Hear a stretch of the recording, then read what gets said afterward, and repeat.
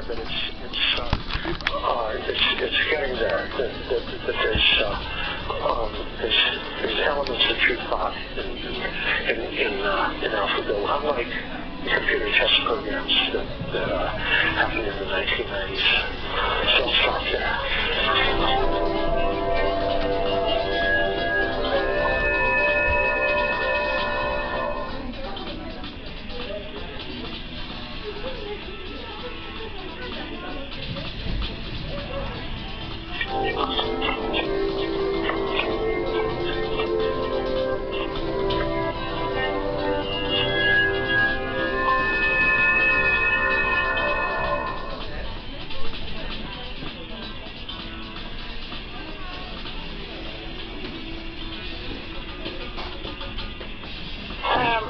Welcome to the game seminar and MediaX-sponsored game seminar. Thank you guys for coming today. We have Holly Pope presenting today. She's going to be talking about digital math games and mathematical thinking and digital game-based learning, and in particular about a pilot study with a math game app called Was It Trouble for elementary school students. Holly is a doctoral candidate here at Stanford in curriculum studies and teacher education, focusing on math education. She's got 18 years of teaching experience. She knows what she's talking about, from pre-kindergarten through 6th grade, including 5 years as a math instructional coach in a K through 8 urban charter school. As you just heard, I was a mathematics teacher, instructional coach for 5 years before I came here, and part of that, part of my professional goal was to bring quality mathematics to elementary school children. And so now as a researcher, while I'm working on my PhD, I still have that goal in mind, but I'm looking at it from a different angle. And today I'm looking at it through the lens of a digital math game. So I'm going to tell you a story about math learning, gameplay, and what identity has to do with all of this. And so, as you know, if you log on to Google Play or the App Store, you'll see that there are thousands and thousands and thousands and thousands of digital math games out there. However, not all of them are the same. Most of them privilege just procedural mathematics and memorization of basic text. This is a screenshot of one particular game that has beautiful colors. I love the colors. Purple's my favorite color. But the focus is on the subtraction algorithm. And also, you notice that, you may not be able to notice, but in order to actually get to the gameplay, you have to earn coins so that you could go here and actually play the game. So the mathematics is sort of a separate add-on to the game mechanics. On the contrary, or to contrast that, we have Was It Trouble? How many of you have heard of the game Was It Trouble?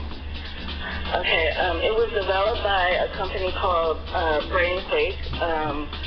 Chief Devlin, who's the head of HR, co-founded that company, and he had this dream of making a math game that was more than just building procedural fluency.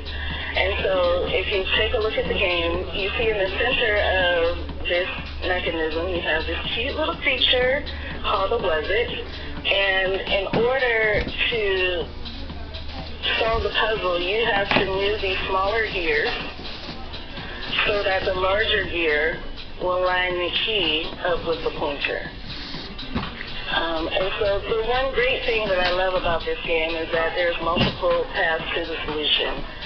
The game, not only does it build procedural fluency, but it also builds problem solving and mathematical thinking. And it gives the math a context. And more importantly, the math is embedded into the game mechanics, unlike the first game that I showed you. And so before I go on, I want to give you a chance to play Was It Trouble. A lot of people have a hard time understanding the game unless they experience it a little bit. So if you have an iPad or an iPhone or any kind of mobile device, you feel free to go to one of the app stores and download it. I won't be offended if you're looking at your phone and playing. I would prefer that you do that so that you could sort of understand the learning that's happening in the game.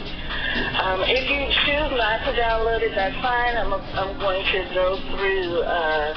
I'm going to go through one of the puzzles as we talk, just in case you decide not to download it. And I also want to give you an outline of my talk today.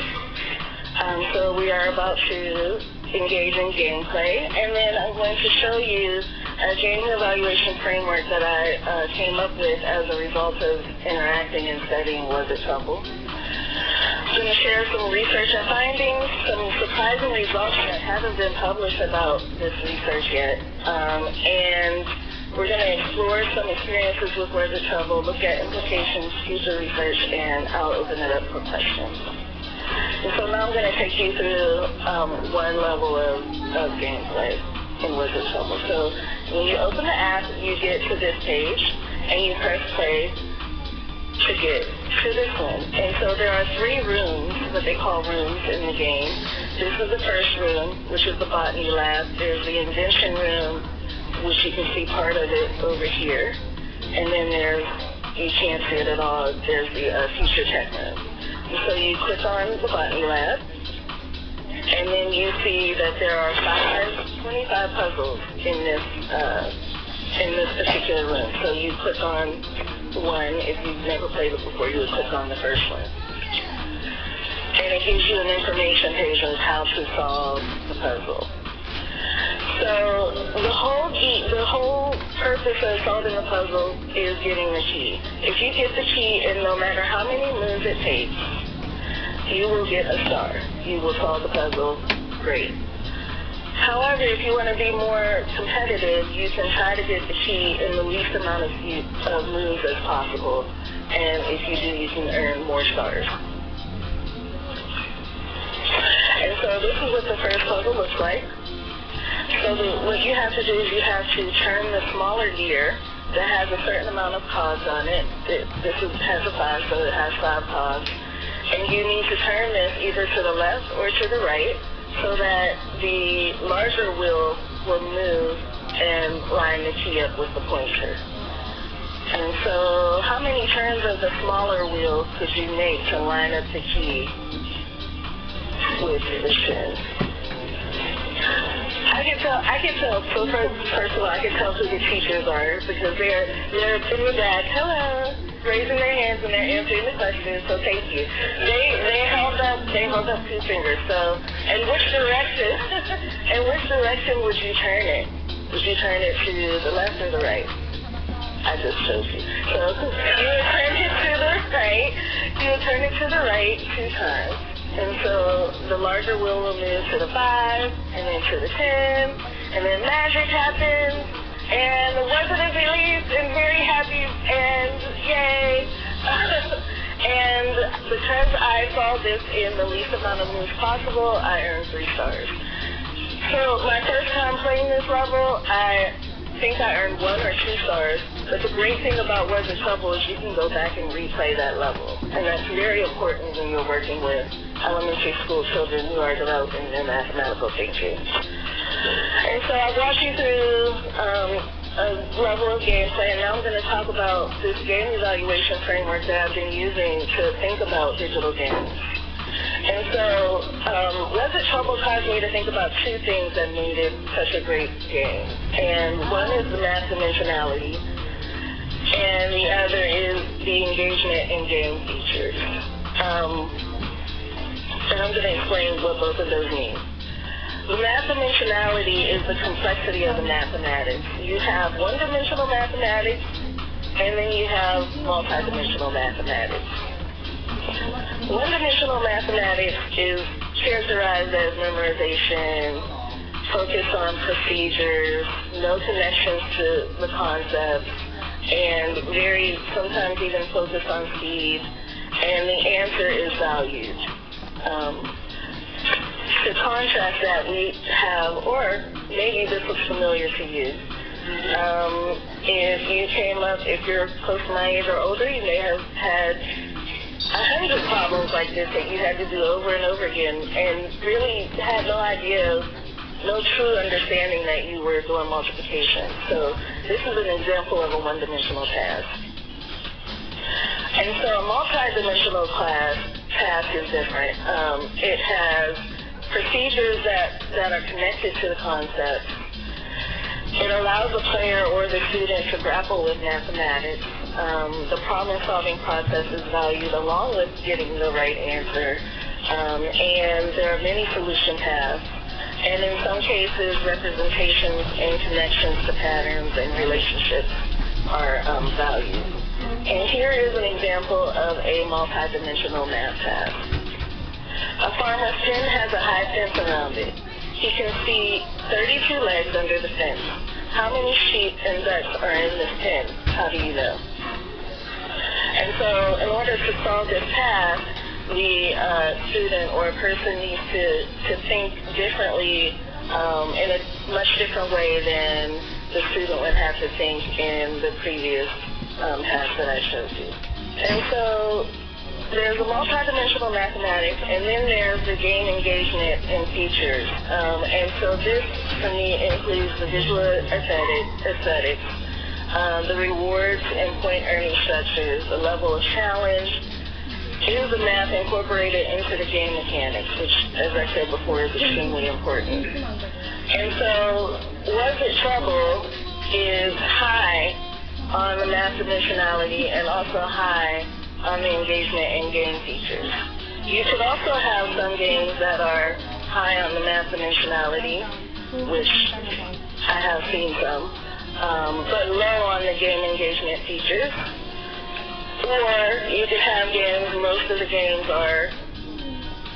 games are low on the game engagement and low on the dimensionality. And I found some games that are low on that dimensionality but high on the game engagement. And so I've been using this to think about math games in my work. So now I'd like to share with you some research that I used with the two third grade classes, and the findings from that. And I set out to determine if there was a significant increase in the math learning of students who played Was It Trouble compared to students who did not play Was It Trouble. And so my study design, I had a comparison group who did not play the game and a treatment group who did play the game. The comparison group took a pre-assessment, had math instruction as usual, and then they took a post-assessment. The treatment group had to take in the same pre-assessment on the same day. Then they had math instruction as usual, except there were 10 minutes set aside for gameplay, and this happened 3 times a week. And then they took the post-assessment over a 4-week period. I told you about the pre-assessment and post-assessment were crucial in this study because that was my measure, and so I want to show you some of the problems that were on this assessment. There were 2 types of problems. One type was the multiples problem, and these problems were based on the mathematics that were directly related to the math in Was It Trouble.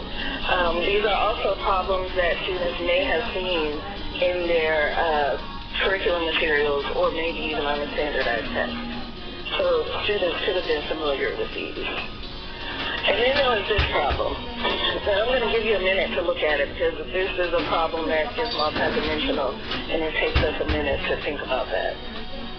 I don't know if you can read it, so maybe I'll read it to you. You have a set of digits from 0 to 9. Arrange these digits in the boxes below to make 2-digit numbers as close to the targets as possible. You may use each digit only once. Tell the order in which you completed the items by marking them A, B, or C. And so the students had to create a 2-digit number that was the largest odd, given the digits here. The largest even, given the digits that were left over that they didn't use here. And a number close to 50, but not including 50 with whatever digits were left over. And it's very important for the students to tell us the order that they did it, because depending on where you start, your answers are going to be very different, but it'll still be correct. Does that make sense? And so that was the digit problem, and this problem made a big difference in the results, as you'll see. And so my participants were 2 third-grade classes. They had the same teacher. They were in a very selective school that's somewhere in the Bay Area. It's a public school, and so, but they had to take a placement test in order to be able to attend this academy. So these students had very similar achievement levels. And what the teacher called the lowest class played the game. And so like I said before, these children have high ability levels in order to get into the school. And so the teacher separated the kids into the classes according to whether they knew their multiplication facts or not, which is something that, some schools do that, some don't. But the teacher did that. I did not do that as a result for the study. And so here are the results. So the red line is the comparison group, and the orange line is the treatment group. The pre-assessment was significantly different for the groups. So even though both of them scored fairly high on the assessment, the comparison group scored significantly higher than the treatment group on the pre-assessment. But at the end of gameplay, when they took the post-assessment, the post-assessment for the 2 groups were statistically insignificant. There was no significant difference. So the treatment group basically caught up with the comparison group as a result of gameplay. You can look at the bar graph, and this shows the mean difference between the pre- and the post-assessments for each group. The mean difference for the comparison group was not significant, but the mean difference for the treatment group was significant. And so we were very excited about these results, and we decided to look a little deeper to see where the difference was coming from. And so I separated the total score by the type of problem, and most of the variation seemed to come from the digits problem that I showed you earlier. And so the comparison group, there was no change between the pre and the post on that particular problem. But for the treatment group, the change on that particular problem was significantly higher. And so we were extremely excited about these results.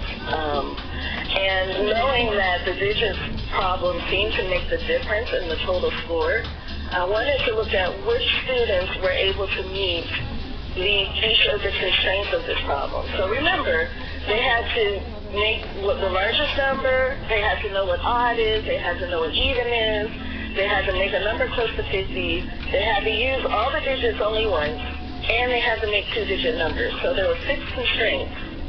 And so what I did was I counted how many students were able to meet each of the 6 constraints on the pre-assessment, and then how many students were able to meet each constraint on the post-assessment. And so this represents the percent change in the number of students who were able to meet each constraint. And so here's 0, this dark line is 0, and anything to the left means that there were less students on the post-test than the pre-test who were able to meet those constraints. And anything on the right means that there were more students who were able to meet the constraint on the post-test. And so you can see that students in the treatment group were more students were able to use digits once, use a 2-digit number and make the largest number. There was not much difference between making even and odd number, and that was partly because in 3rd grade, by the time students are in 3rd grade, they understand what even and odd is, and so 99% of the students were able to do that. So I wasn't expecting to see much change here. This one close to 50, the comparison group lost a significant amount of students who were able to meet that constraint on the post-test. The treatment group lost a few students as well, but the difference was not significant. And so looking at these results, I'm excited, I'm thinking, I'm like happy, and I'm like, I need to figure out what it is about this particular problem that is picking up whatever the learning is in Was It Trouble. And I thought about two things. One is that in order both to solve Was It Trouble and the digits problem, the students have to think about several constraints at the same time. And so, Was It Trouble, you're restricted by the multiple on the years, you have to reach a certain number, and the more you play, you'll see that you can only turn the small gear up to 5 times. It won't let you turn any more than that. And similarly, for the digits problem, as I told you before, there were 6 constraints that they had to attend to all at the same time in order to solve